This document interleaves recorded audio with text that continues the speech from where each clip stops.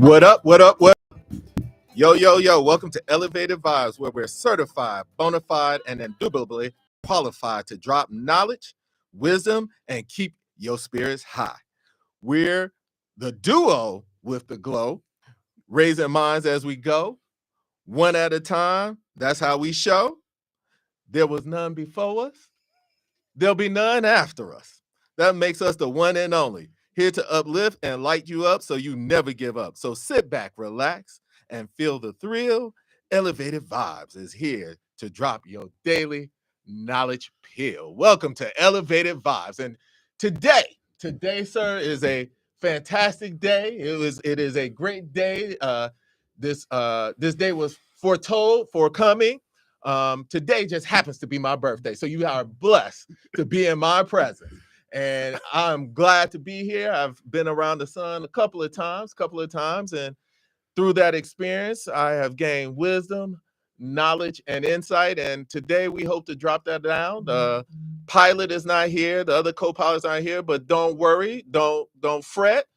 Don't stress, because I got a fantastic co-pilot in the seat today. And as I was reflecting and coming onto the show, I believe you are the first triple threat, sir. You have been on the show 3 times. I have. Thank you for having me again. Man, this is auspicious. It's an awesome occasion.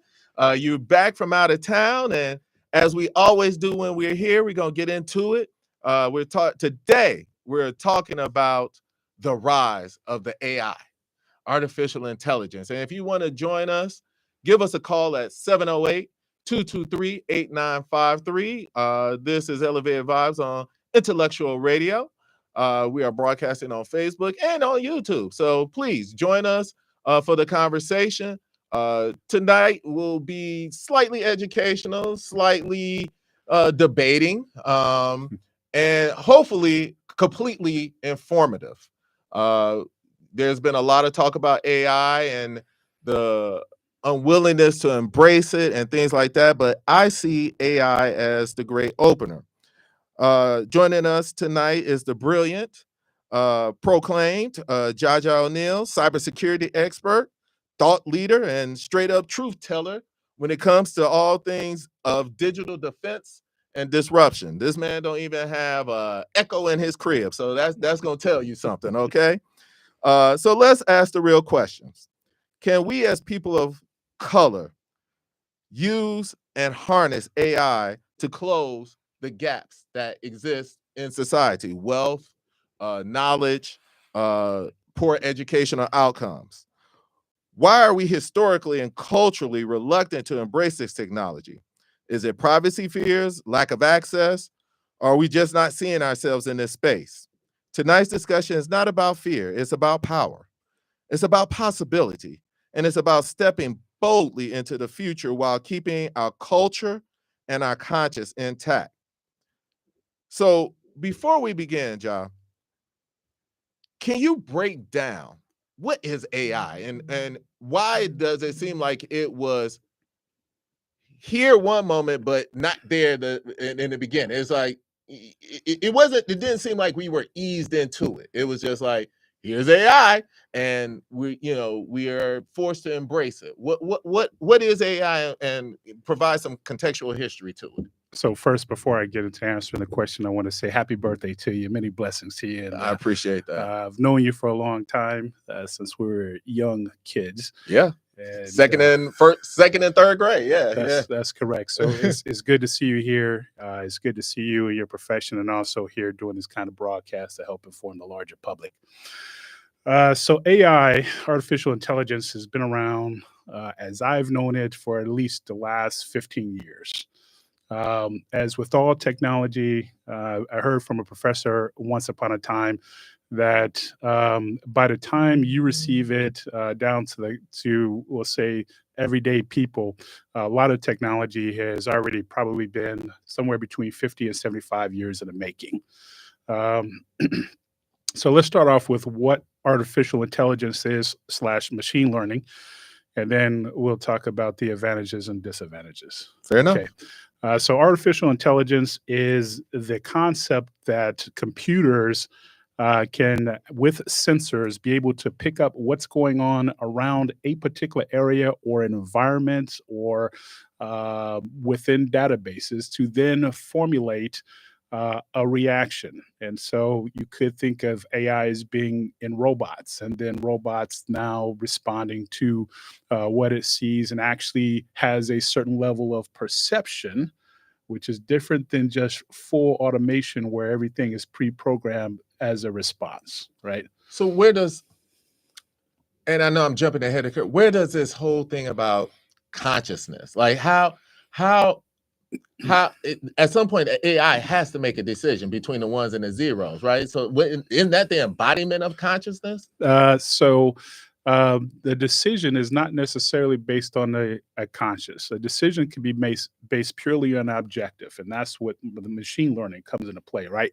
At the end of the day, it's still machines, zeros and ones, right? That brass tacks binary, for coding and converting that information. But when it comes to the conscious, right, that's where we're in a place right now where you can't really let AI go off the rails. So you'll hear things in Congress like we need to put rail guards up, et cetera. And this has been a discussion for some time. Even Elon Musk recognized that back in 2016 when he had two computers talking with one another. They created their own language. The computer engineers at the time couldn't understand exactly what that language was. And so, yes, in a way, it's dangerous because you don't know what it's doing, right? Was it really going to be dangerous? We don't know, because if the real danger is, does it do something like go shut down electric power somewhere? Does it block a pipeline, a gas pipeline from one part of the country to another? Does it shut down a healthcare system as an overreaction to one maybe procedure that goes on within a healthcare systems network, right? There was all those variabilities, and it's still also a lot of variabilities out there. And so the AI that you're seeing today is actually much more controlled. And I equated the AI that you're seeing today more as Wikipedia, right?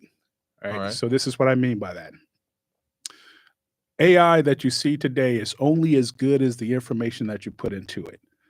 And so if you're not putting in good information or good data or enough of a good data to get the outcomes that you're looking for, some of the questions or some of the solutioning you're looking to get out of AI, it's only going to give you as good of a quality out as you actually put into it. So in my view, AI still has a lot of work to do. However,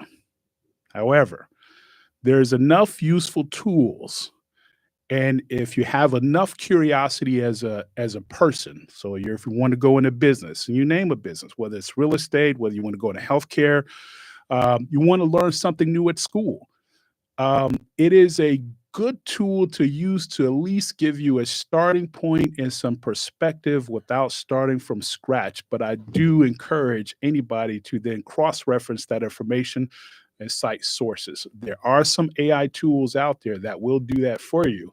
But then there are some that are not, and you're kind of left with this information, hoping it's accurate, but in fact, it may not be as accurate as you thought. And just so that everybody knows, and we're all operating on the same page, we're talking about AI, but the common colloquialisms, what you're thinking about is Chat GPT, Gemini, Copilot. These are, I believe Chat GPT is the grandfather of them all. You are talking about Siri, Meta, Facebook, wherever, I think they just call it Meta. These are all, things. And right now, some of them, like I have Gemini on my phone, and I can hit the button and have a full conversation with it, and it's learning. I just got introduced to one called Sesame AI. And I'm trying to get in to be part of that program. Some of these when you're trying to first join them and they are in the testing phase, you have to join, and they allow you limited access and stuff like that and stuff. And I got to experiment with this one called Sesame AI, and the only way I can describe it is, think of Star Trek, and interacting with the computer, and it's having a conversation. And I believe Amazon just rolled out an AI that's like $15.99 a month and things like that. Yes. Well, but yeah, I've seen The Matrix. Yep. Okay. Okay, parts 1 through 3. We're in it. All right. I saw iRobot. Yep. It's coming. I saw Terminator.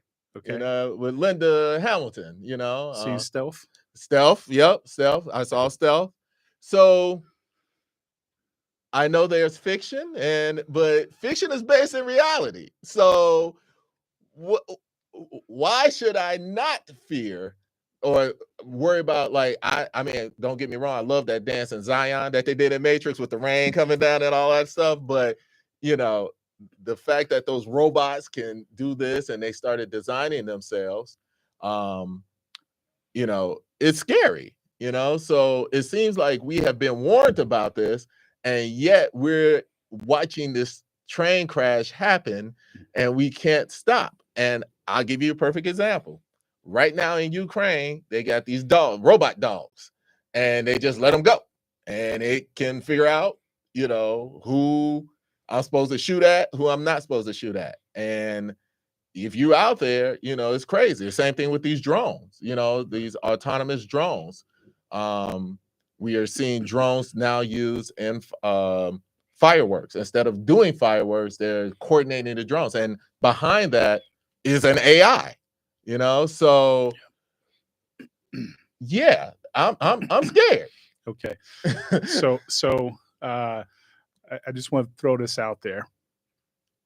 I don't think at this moment it would be the robots or the AI or machine learning itself. It is the humans with their bad inputs and wicked ways, bad behavior that would make the technology go in a direction that most in society would disagree with. Right, that basically would turn this type of technology to be harmful.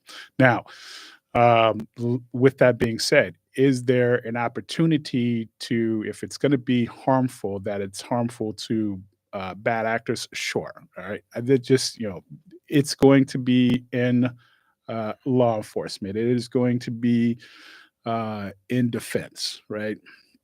So I'll go back to the one movie Stealth. Okay, there was you gotta give people the kind, because I okay, know the other movies. I'm about to give some context. That's the one with there. Jamie Foxx, right? Yeah, so it was Jamie Foxx. He was a Navy pilot, and he was on board with an experiment in which the Navy had launched an aircraft from a carrier by itself. And I'll tell you why that's such a big deal here in a second. Went off to go do its mission. And then in that movie, though, I believe the AI, or excuse me, it wasn't even AI. They call it automation. So I kind of want to get us some definition there as well.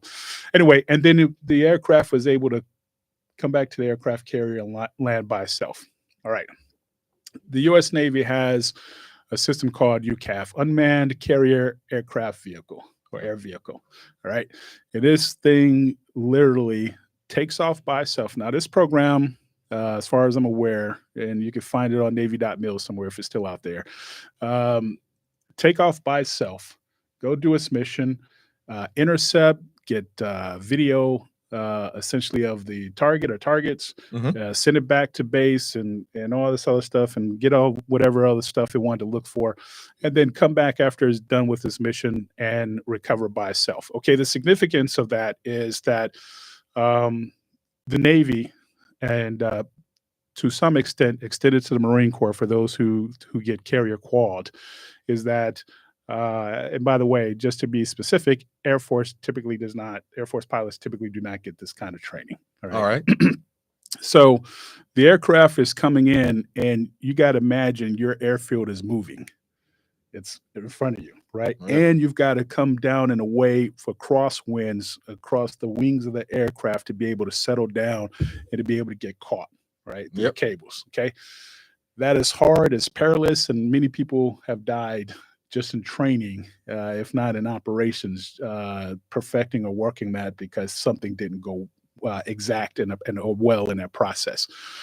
Same way with launching. There's a catapult. It launches that aircraft up to get wind underneath the wings to give it lift, take off. In the meanwhile, the pilot is now controlling. He's got to have full thrust going so he can get up in the air, get vertical in a way to get distance from the earth, right, from the ground. Right. I know on the F-18, they don't even, like, their hands are clear, like, until they launch, and then, that's when they put their hands on the stick. That's right. And so they gotta pull up real fast. A lot of times, sometimes I won't say a lot of times, but there's been enough where unfortunately the pilots didn't make it and they go off in the water and in front of the ship. Right. So, some bad things have happened, right? So, but over time, these aircraft have black boxes. And so there's all these sensors that tell you what's going on with the winds, how the successful pilots were able to control the aircraft under these circumstances to get successful landings. And I have to imagine, the scientists being as smart as they are, probably even look at the failures and what happened there and say, okay, these are parameters we don't want to do, right, in these situations. And so really, back then, DOD was largely saying in our circles, hey, AI, this is not AI. This is automation. We've got basically a set of pre-planned responses for how the aircraft goes up, et cetera, et cetera. We're not telling it to think. We're not telling it to go, do these other things. We're saying you see this, do this, that, and the other. And a lot of cases you still had, or from what I'm aware anyway, you still had an operator probably on the carrier and still getting all that uplink, downlink information about what that UCAV was seeing. All right. So in the defense world, we've also said that because that aircraft or airframe has the capability to kill another aircraft, right? Yeah. Because it does have weapons on board, is that we've always said there's always going to be a man in the middle to make that decision, especially if there's another man on the aircraft. It's a machine. Okay, nobody cares. We just make that scrap metal, right? All right. But if it's going to be another human that's killed as a result, we want to have a say in that. Now, right. Because we do that, do we think our adversaries are going to play by the same rules? And that's where the danger starts to come in play for us. Well, see, and that's granted, that's on the national defense scale. I understand that. I guess my concern is when, I look at iRobot as, the at least what we think AI is in the beginning. Remember in that beginning of that movie, Will Smith is drowning underwater. He has all of this guilt because the AI made a calculation of about who was going to survive, right? Right. And it broke the window. It said, oh, little girl, no. Will Smith, yes. Which I find, as we were talking about other stuff before the show, we always say, men and women and children first. Save them. Save them. And the AI said, no, it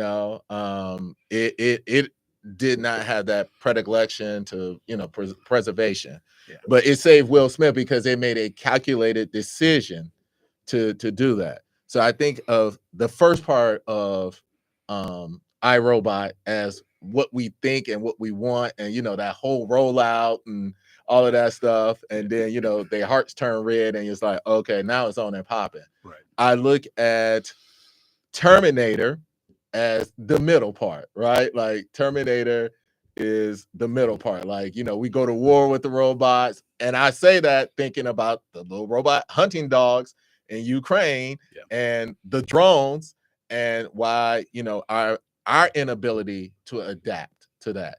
And then I finally look at the Matrix as the conclusion, right? Like in my mind, that's how I'm thinking about it. It's like, okay, so we lost Terminator, and they was like, okay, we're gonna keep going, and like, oh, y'all gonna blot out the sun.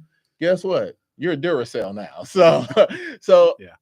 I don't know, and we haven't even gotten into it, and I want to, shift to that. Privacy concerns, right? Yeah.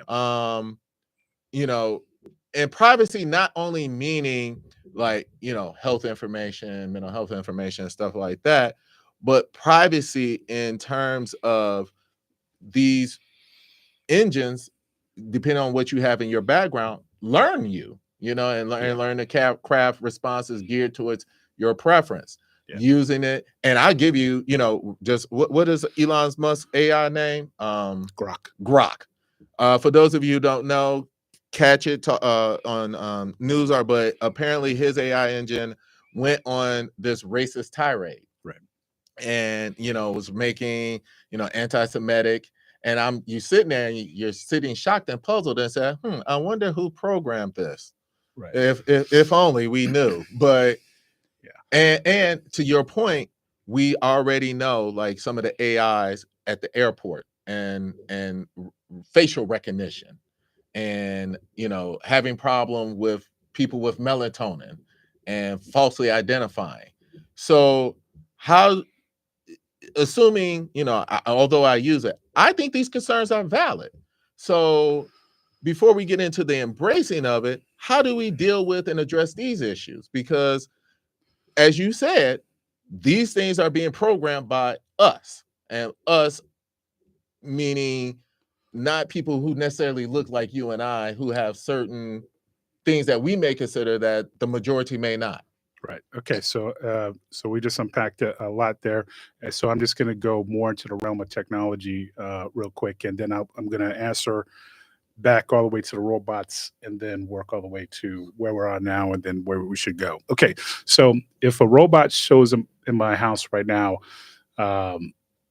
I know you got an EMP. I know you got an EMP somewhere in your house. I will not confirm or deny what I have in my house. This is public radio.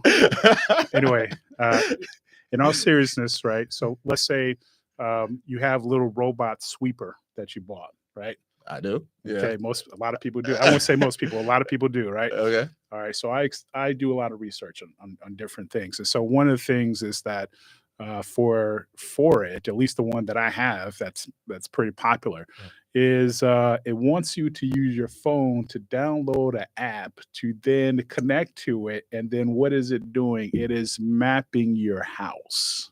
Yeah. Why would somebody from the company need a map of my house? Right.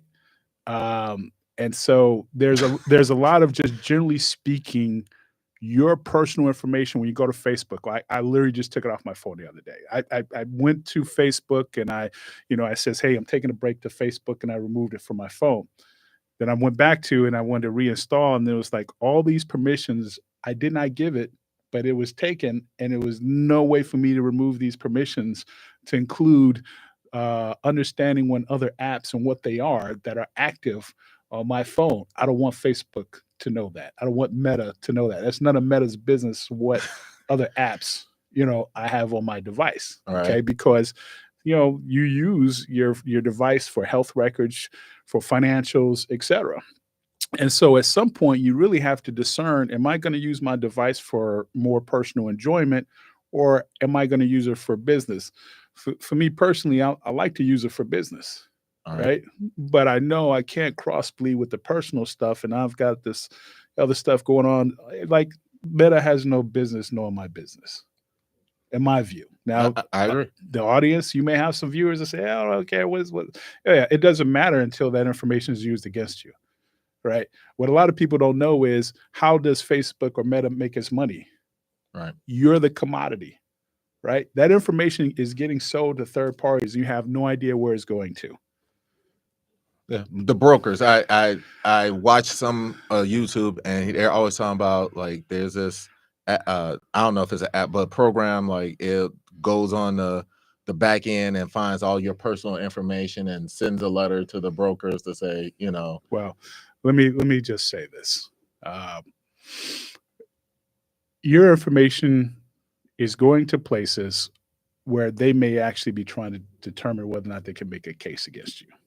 Now, to the everyday person, probably not. But there's some people that are out there doing some nefarious stuff, right? Yeah. And what you don't want to do is have your information inadvertently, because you were BSing with a friend, and you said the word bomb, right? And now all of a sudden, that gets picked up, and now you're flagged for further inquiry.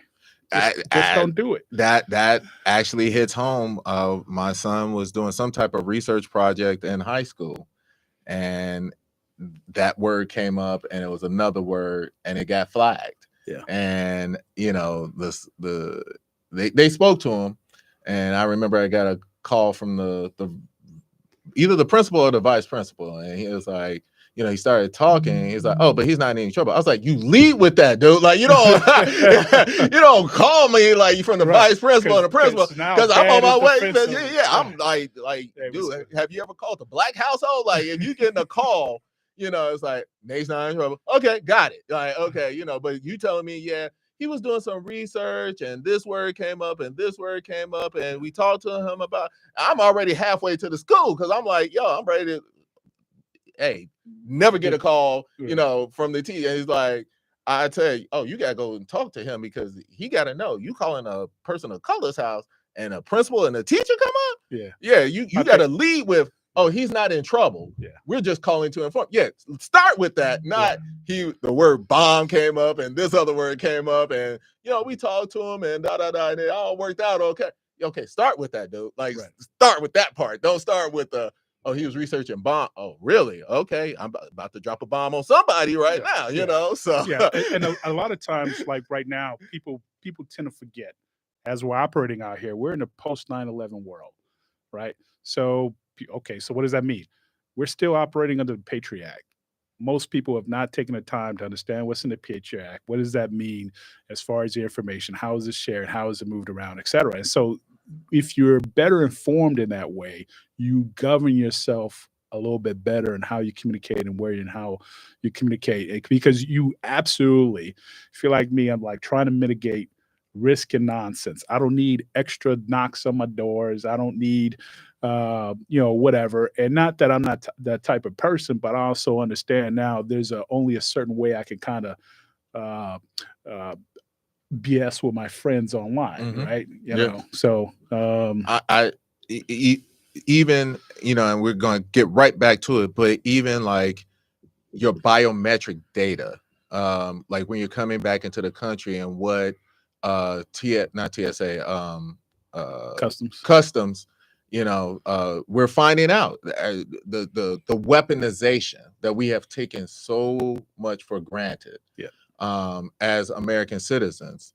Earlier this year, the attorney who was representing, what was the gentleman who was incorrectly deported? I can't think of his name right now. I know you're talking about down in Venezuela prison. Yeah. And they tried to seize the attorney. He was coming back, and they seized his laptop, and were trying to get access to him. He said, absolutely not. Like, now, do they have a right to confiscate it? Yes. Maybe. Okay. Well, they can confiscate. If you read their rules, they can confiscate it. Here's the other thing, too. This is kind of like, all right, I didn't want to go down this path, but there is this kind of like legal battle that's going on, and that has to do with attorney-client privilege, right? Which again, okay, going back to technology, if you're not utilizing your privacy settings well, and by the way, for any attorneys and anybody out there who's in the finance sector or the health industry sector, don't use gmail.com to communicate with your clients. Okay. That stuff is wide open. It shows a lack of professional respect. When you have professionally done email accounts, websites, et cetera, with your own URL, you control now the privacy and the communication a whole lot better, right? And you don't have to third party as much. You're probably going to third party just a little bit, but now the whoever you go through, whether it is Google, albeit not at gmail.com, or if you use Microsoft and their services, they tend to respect your business a little bit more, and you have a little bit more safeguards, because the counter is if it becomes their fault as to why your client's information got exposed, well, guess who assumes the liability? Correct. Okay. Yeah. When you're using your stuff for personal transaction, it might be a little bit, but not enough as if you had clients involved, right? Which is just difference. And what, as we were talking about it, and as I said today, it just so happened, this Grok went haywire and Yeah. all of those things. Yeah. Um, So about to get into privacy and the culture. yeah, Okay. yeah. So there was a great study done at MIT by a young lady several years ago now, probably about 5 or so years. And it was talking about diversity and culture in artificial intelligence. And that basically lacked it because, let's be frank, it was predominantly white males who were producing the AI. And so they're producing it to their own culture. Mm. Okay, understood, right? Which, if we want our culture to be represented, and of course represented in a positive light, we're going to have to be smart about making those inputs. And by the way, getting to whoever else is making the larger inputs to include our parts and pieces of it, right? I would say, unfortunately, in this country right now, we've walked away from diversity, equity, and inclusion. Right? It somehow became a bad term or Woke. whatever. Right? Woke became a bad thing.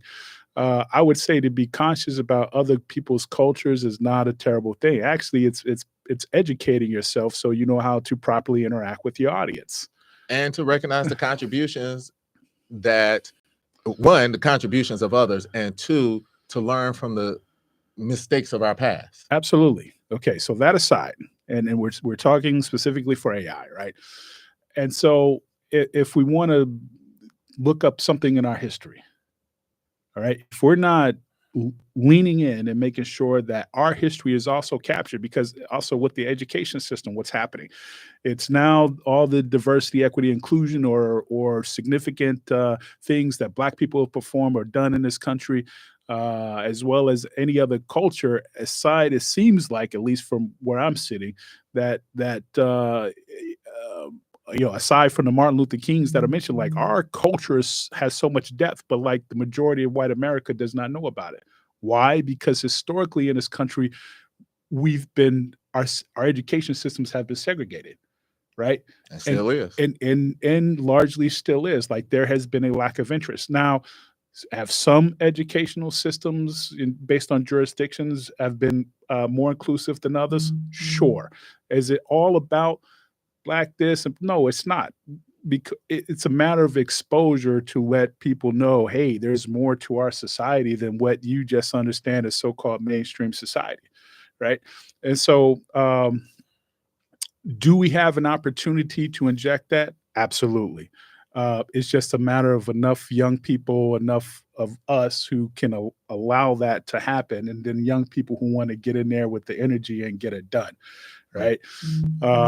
We might have to develop our own apps in that regards for the time being. Which is something that AI can teach you how to do. Absolutely. And so this, with AI, I think one of the best things with AI, like if you're just coding something from scratch, or even there's like you don't want to code anything from scratch. There's AI And just that will let me create interrupt. apps for you. Yep.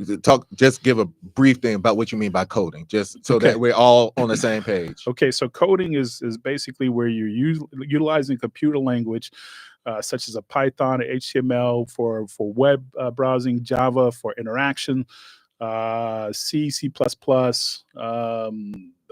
I could go on. There's several other languages that are out there, but it is using that information to compile software to now do something functionally for you, where your phone, you have a bunch of code sitting on that phone, but you as a user, you're not going to know all that code. You just know, usually I go to this app, I do this thing. I go to the phone, I can make a phone call. I go to read text or whatever, and all that stuff is translated as some form of code as it's moving across the airways or across your device. Okay, and to get back to what you're saying, I don't know if you saw this. I've gone the way of my young ones. I find myself not necessarily on Facebook anymore, not necessarily on TikTok anymore, or Instagram. I'm a YouTube has become my new thing. Okay. And there was a couple of weeks ago a big brouhaha, and it blew up on X and all of them, where a Black man asked, in part, he's like, if you were to come back as Jesus or whatever, who would what race or something like that would you come back as? Yeah. And and he put it into chat, and he literally put it on the phone, and it said, if I had to do this, I would come back as a black man. Yeah. And it gave very profound, prolific, reason. I'm sitting there like, no, I can't be saying this. But I mean, of course you have a bias, because but then it flipped the script and it says, well, why would you not come back as white? And that was even more profound. Like, it started talking about it. This is not a race. It is a social construct. Right. And it has been used to separate people, which is the opposite of God's love. Right. And the people who don't have as much melatonin as you and I, just blew up. Like, he did something, da da da da, and it's like, no, this is your technology. Yeah. That looked at it and looked at the history and all of that stuff. Yeah. And made a conclusion, or chose a 1 and a 0, and it didn't choose the 1, it chose the 0. Like, Yeah. So that's interesting, and again, that's one of those where there are going to be people who deliberately try to train AI to have certain outcomes when people ask kind of those questions, right? And I'm not suggesting in this case that was the case, but now that there are others that know, then they're probably going to try to have some input to that. And please YouTube that. It's insightful. I don't see it as decisive. I see it as educational. Yeah, and I think, if I think about the Holy Scriptures, right, and who is Jesus really a fan of? He was a fan of the more destitute parts of the population, right, and really he was not a fan of the institutions. So he was not a fan of the temple. He was not a fan of the Roman Empire occupying Israel at the time, and so he was on the ground, and he went to go see St. John the Baptist on the mountainside, embrace the poor, and embrace the poor, exactly. So and the disenfranchised, yes. Right, when you fundamentally think about it. So maybe in that result, that's how apparently, with all the information and data that was out there, which it collected from, was saying, okay, this is the reason why, for that justification. Anyway, I don't want to try to justify the answer one way or the other, but point is that I was talking about, like you said, why it's important that we are in those spaces. Absolutely. I mean, it is imperative. And the hope, though, is that we're not going to devolve into this segregated society, that we really embrace one another's culture openly, understand that we have more in common than we don't as human beings out here, right? I think that the biggest differentiators right now is probably the wealth factor that a lot of people are considering, Well, let's transition to that. Okay. We've talked about the negatives. We talked about our concerns. Yeah. What, at the top of the show, I talked about using this as a way to bridge the wealth gap. Yeah. Let's delve into that. How can it be used to close that wealth gap? That as you said, and wealth, the wealth gap is no longer as much of a, I would argue, cultural issue as much as it is the have and the have-nots. This is not only a new Gilded Age. We are being told that this is worse. Before when they were having to pay taxes. Like, we are literally, it was one thing to not pay taxes. Now we are literally taking from the poor to support the rich, and we're seeing a widening of the wealth gap across all sectors. So can we somehow use AI to start to bridge that? I think where the difference is going to come down is somewhere between the intellectual versus the non-intellectual. Not saying educated versus a non-educated. What I'm saying about intellectual are those that have are willing to gain new knowledge, things that you have not known before, willing to become comfortable with and actually apply it. Okay. So, you get a lot of people, fortunately, I've seen, Instagram, they take a lot of stuff for gospel, And the reality is you still got to go to do your homework and you still got to put in the effort. And by the way, if you learn something new in the process that you didn't know before, don't get defeated about it. Just work through it and get to your end state, whether it's starting a business or whatever. Now, do I think it will completely close the wealth gap? I think right now the wealth gap is so far of a moat that if there is a closure, it's going to be more on an individual basis, right? And how do you utilize the technology? How do you stick to it every day, and do something new? But could there be a disruption in how we see things today? Yeah, like so. For instance, Bezos had already said at one point that Amazon might take a hit.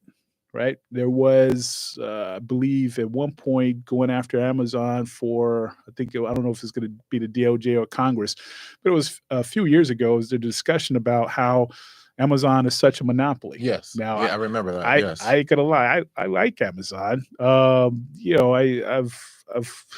been a fan of got their stocks.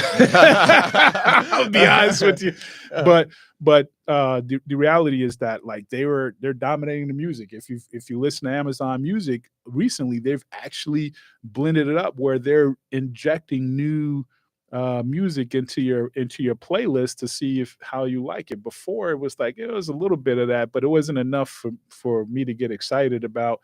Is that what my Spotify is doing that now? Probably. That's because there was algorithms they were using before as far as automation is concerned.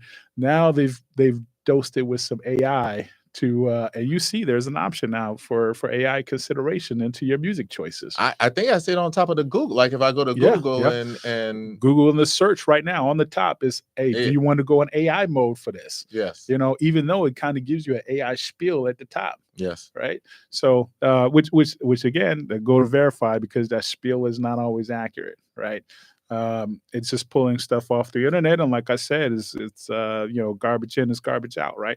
All right. So when it comes to making the money and closing the gap, it's all about self-application. You can now create your own apps. Apps have been money makers. Now you can figure out how can I monetize that? How can I get ads coming here to then on my app because I've got the newest thing. And I'm gonna tell you, in my humble opinion, where the difference is going to be in the culture, right? Like we can now make our own apps to communicate with each other. I don't need to rely on Facebook. Right. And as a matter of fact, I can make I can make an app as we communicate socially, right? That makes sure our privacy is protected. That's going to be copyrighted, said here on Intellectual Radio, July 9th, great day in history at 7:45. Okay. It's called intellectual property. Yeah. I just want to claim it for all legal rights and purposes. You ain't going to leave me poor and destitute. You can write an app to tell you when to pull a trigger on buying and selling stocks based on certain parameters, right? And, what's your risk appetite, whether you're a day trader, how to learn the options trade. It's phenomenal. And granted, when you practice that, like let's say you're a first time options trader and you want to take that advice, just test the waters lightly, see how it happens and test it again. Don't go all in. Oh, I got it now. I'm gonna put in 100K of my shares or whatever. No, don't do that. Right. Put in a modest amount, see what happens, make sure you like the outcome. And then as you get more comfortable with it, okay, then you can do a little bit more options trading as an example. And here's the thing about it. If you don't understand something, because we're talking about things like option trading, day trading, stock trading, you can literally tell the AI, explain it to me like I'm a 5-year-old. Yes. And you can also tell the AI to go into brokerage mode or go into financial advisor mode. Yes. And then ask the follow-on questions related to that subject. And it will give you the answers. Now, again, it's not always perfect. And so you need to go verify, a couple different sources, but it's usually pretty good. And I want to just take a little sidetrack. What do you think about these classes that are being offered to teach people to you? Because I mean, maybe I've just embraced it, And I'm like, yo, this is a nice little chunk of change for something that could teach you how to use it itself. Like, Yes, especially if I you can open a new one. ask AI to teach me how to use you. You can ask AI how to teach you how to use another AI app, Yes. or Yes. what AI apps should I use to now give me a business logo? Where should I go to start a website? What's the best website I can use to monetize? What point of sale devices or services should I use with the lowest cost to now put on my website so I can get your money to be able to send you your t-shirts or whatever products that you Right. bought off my website. Right. I mean, there's a whole automation process, and like it will give you steps, and then you say break down these steps, Yeah. and it can even get to the point of, look, I have this much time, and on these given days, what should I do on these given days, and it will tell you. Give you a schedule. It'll even tell you where to apply for money, for Yes. financing, for getting started. If you give it like your credit score, for instance, okay, what's the best banks to go to? Who's got the highest rate for being able to lend you money or even give you money? Some companies and some nonprofits out there are giving away money for business startups and also business startups in tech. Yeah. How to reach out to what they call them, angel investors, Venture capitalists, draft a letter, and then there's write contracts, right write contract, operating agreements, all of that. And even, and it is become so sophisticated because there was a way to tell who was writing, human versus that. There's an AI that will convert what the AI gave you to make it sound like something you wrote. Like you upload 2 or 3 of your writing samples. You could tell it to personalize it based on my own writing style. Yes. You give them a couple samples of what your writing styles have been, and it'll do that. Now, I just want to say this. For those who really don't write and you don't have a clear writing style, go with the AI until you get you a good writing style, because you want your work to come across professional. But you can also put it as humanized. Yeah, like there you go. It will say human. Like there's an AI that human will professional version of this. Yes, fortunately for myself and others, the way some of them write is how we write in our field. Right. And so it doesn't. But when you're trying to do the personal touch or anything like that, there are AIs that can act as therapists. Yeah. There are AIs that you can talk to, and it gives you that positive feedback. They are using AIs now to combat loneliness, and I'm on Reddit, and they're like, yo, this is wherever you are on the religious spectrum and stuff like that. And I was like, well, which is the most immediate harm, the loneliness or the fact that this person is using it? Now, does it disconnect us from each other? Yes, because when your AI is gearing its responses, unless you tell it to, not to confirm your biases, and you can literally, there are hundreds and thousands of prompts out there. Like I asked it, like one time, if you had convert based on our history and all of that, put a dossier together of what it would be, and it did. And I'm reading it and I'm like, okay, this is scary. And then I asked it, assume that you were an agent or whatever, and you wanted to convert me to work for you. Like, I was just like doing hypotheticals. Man, look, I asked it, what kind of comic book hero I would be, and things like that. But it was like, it gave me my primary motivations. Like, where are my chances of going rogue? And it says, you thrive on loyalty, and things like that. However, if you ever discover like that, your service was based on disingenuousness or something like that, 80% chance you're going rogue and going after the person who did that to you. And I was just like, revenge is mine, saith the Lord. Yeah. It just says, if you found out that your loyalty has been misused, there is a high probability. And it said the perfect, like, I guess, handler for you would be someone who appeals to, your loyalty, not maternal, but mentoring, and I was like, I've only been using you for a year. How you know all this about me? Like, but So, what AI tool are you using for this? chat. ChatGPT? Yeah. Okay. So, so I was thinking of Copilot. So Copilot is I can't say too much, but yeah. Well, let me just say, they've got a feature now where if you have other Microsoft products, Mhm. it's embedded. So every document that you write, Yeah. every PowerPoint, every Excel spreadsheet, et cetera, that you produce, your notes to your teams, all that other stuff. I know. It's taking a read. Yeah. If you didn't change your settings on there, right? It's taking a read, and now it's making some assumptions and is accumulating more data. So then, when you want to get specific with it, Yeah. it has a lot of things to go off of. It is. I don't want to say too much about it, but it is. I am part of a pilot program in my current field, Okay. and I'm actually going through training and all of that.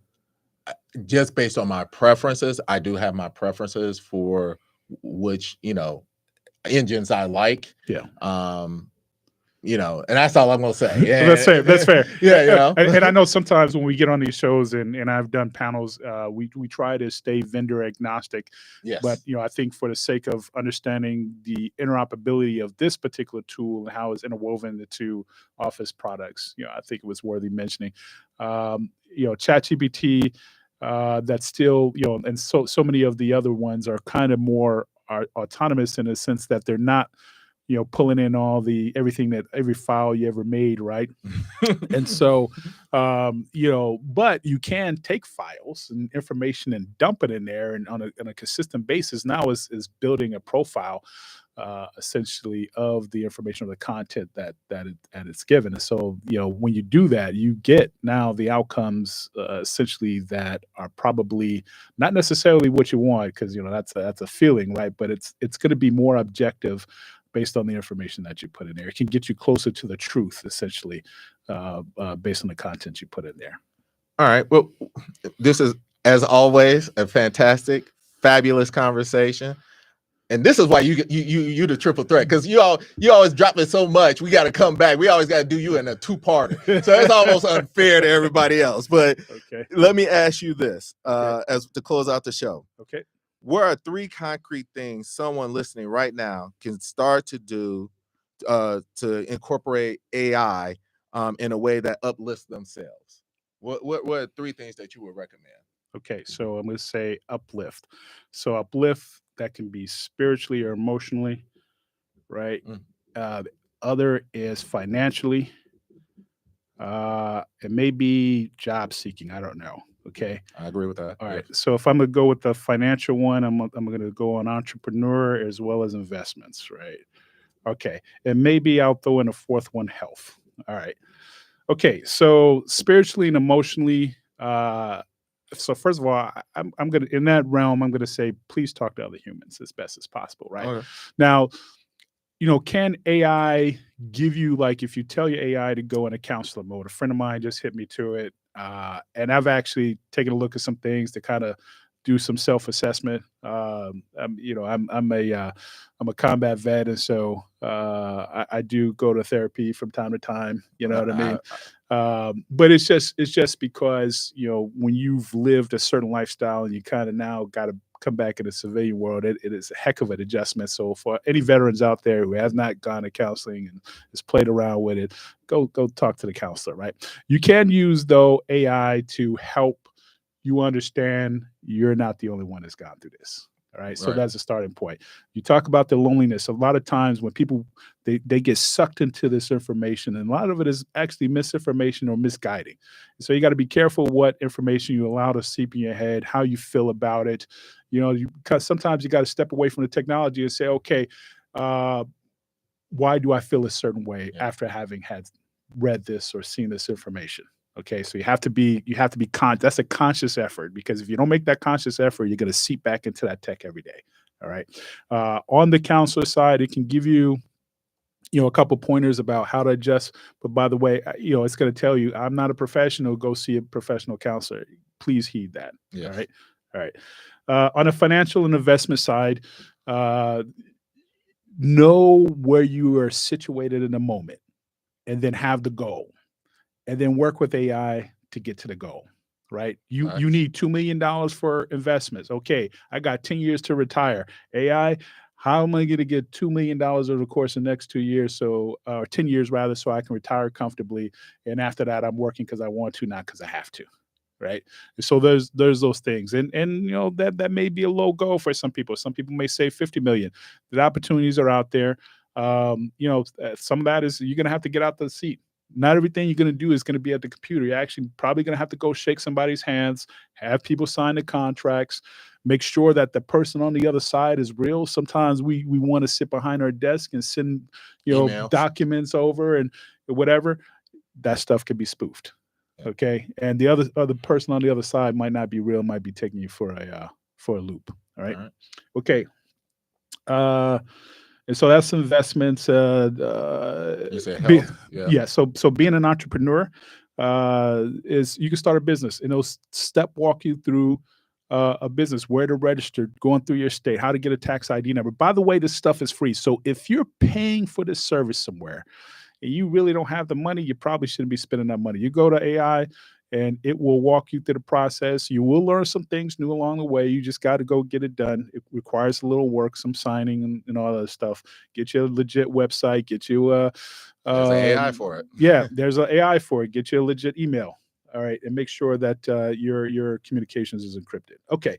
For job seeking is you can write a resume in there. Put the absolutely longest resume that you possibly can, giving where you're at in life and how much work you've done.